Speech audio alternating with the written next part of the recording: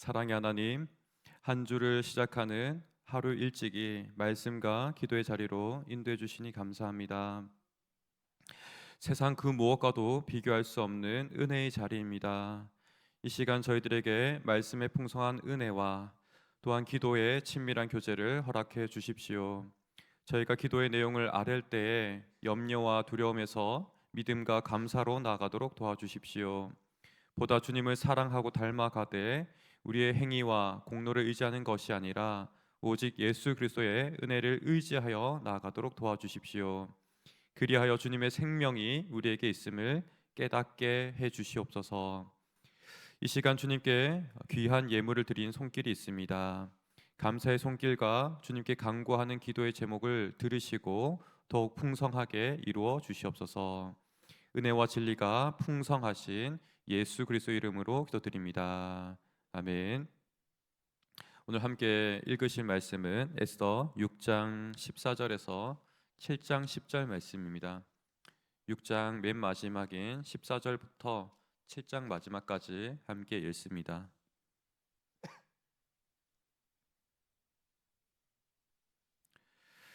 14절부터 10절의 말씀 우리 함께 교독하면서 있습니다.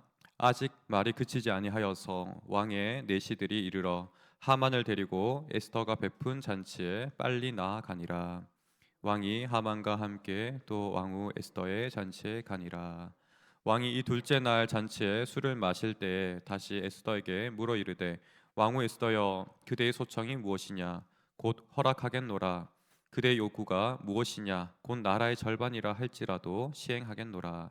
왕후 에스더가 대답하여 이르되 왕이여 내가 만일 왕의 목전에서 은혜를 입었으며 왕이 좋게 여기시면 내 소청대로 내 생명을 내게 주시고 내 요구대로 내 민족을 내게 주소서. 나와 내 민족이 팔려서 죽임과 도륙함과 진멸함을 당하게 되었나이다. 만일 우리가 노비로 팔렸더라면 내가 잠잠하였으리이다.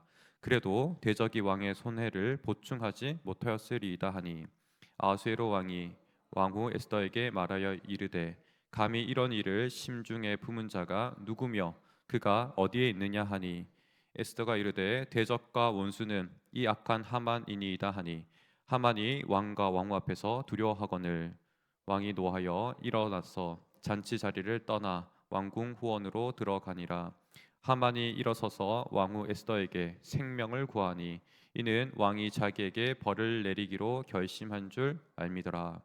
왕이 후원으로부터 잔치 자리에 돌아오니 하만이 에스더가 앉은 걸상 위에 엎드렸거늘 왕이 이르되 저가 궁중 내 앞에서 왕후를 강간하고자 하는가 하니 이 말이 왕의 입에서 나오매 무리가 하만의 얼굴을 싸더라.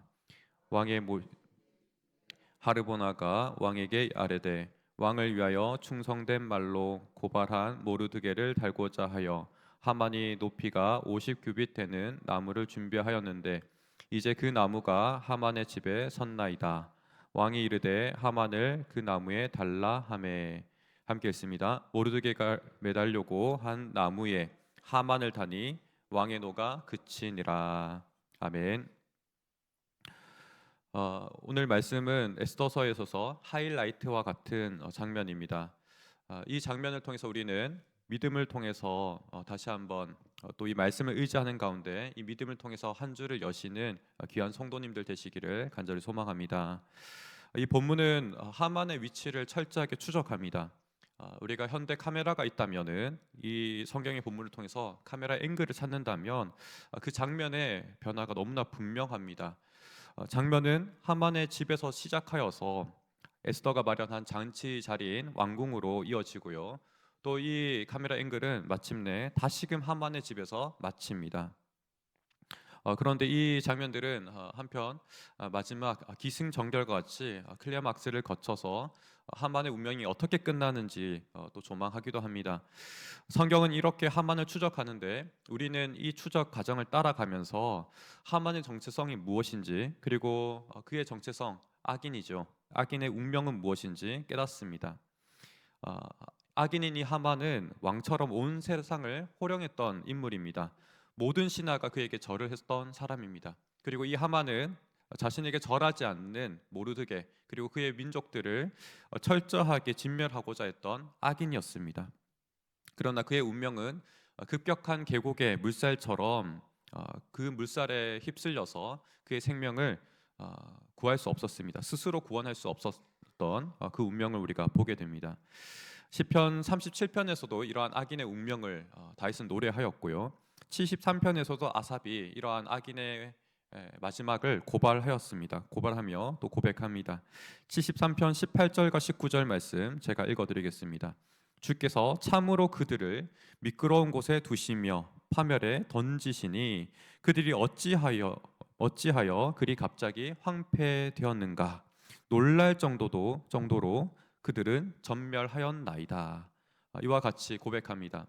정말 악인의 그 마지막이 얼마나 급하게 멸망하는지 정말 스스로 구원할 수도 없고 이를 지켜보는 사람들조차도 깜짝 놀랄 만큼 무서운 것이다라고 고백하고 있습니다.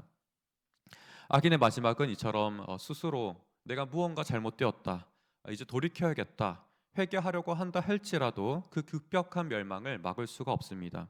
오늘 말씀은 6장 14절에서 시작하지만 그 내용은 13절에서 이어지는 내용입니다.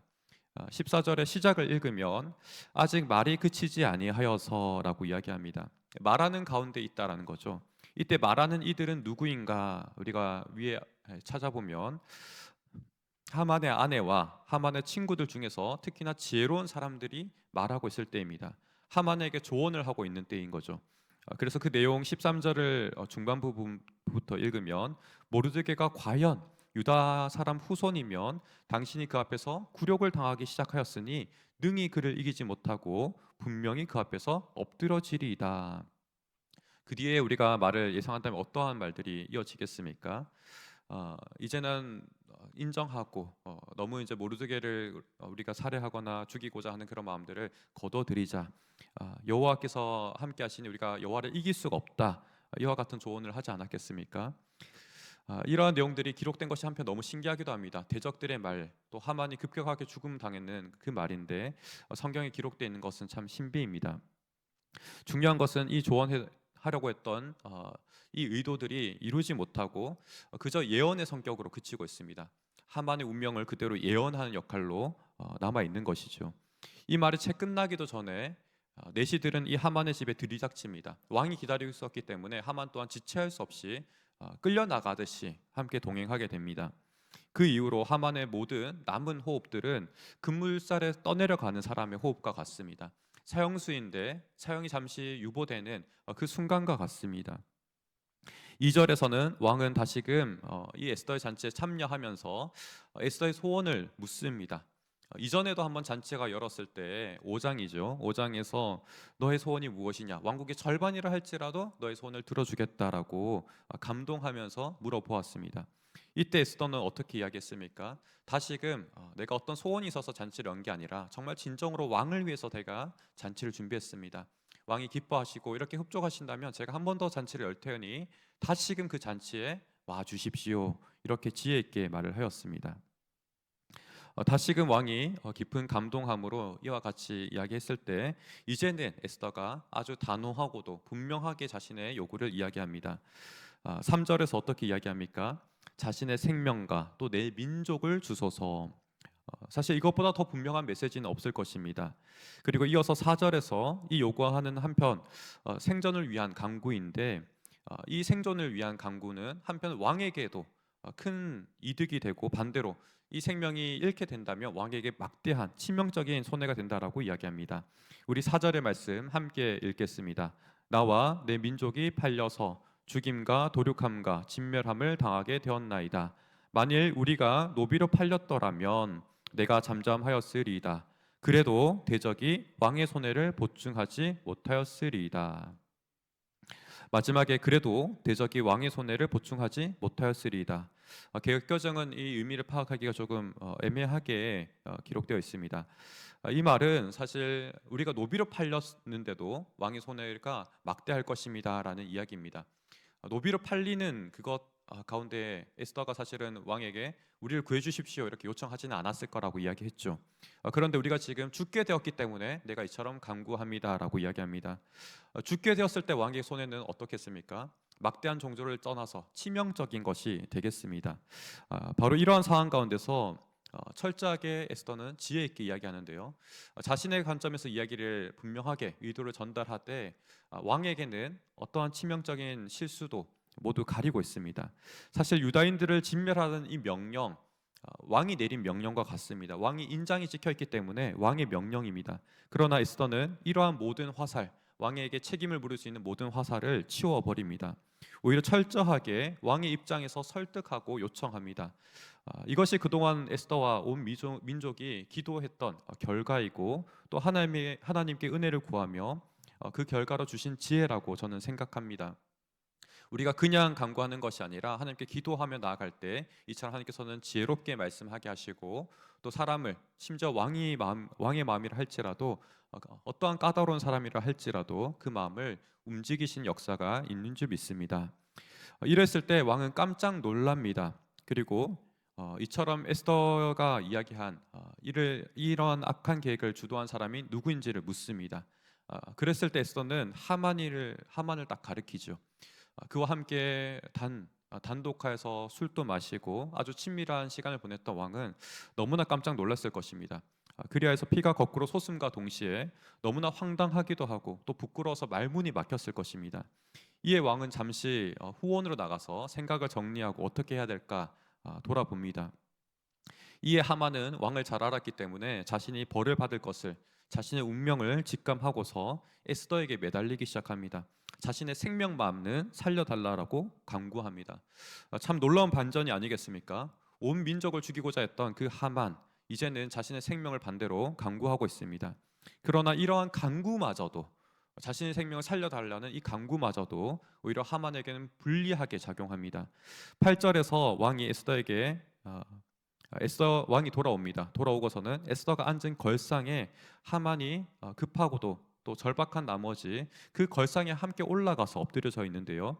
이 모습을 보고서 왕은 에스더마저 겁탈하려고 하는가라고 하면서 이것을 빌미로 하만을 처형해 버립니다.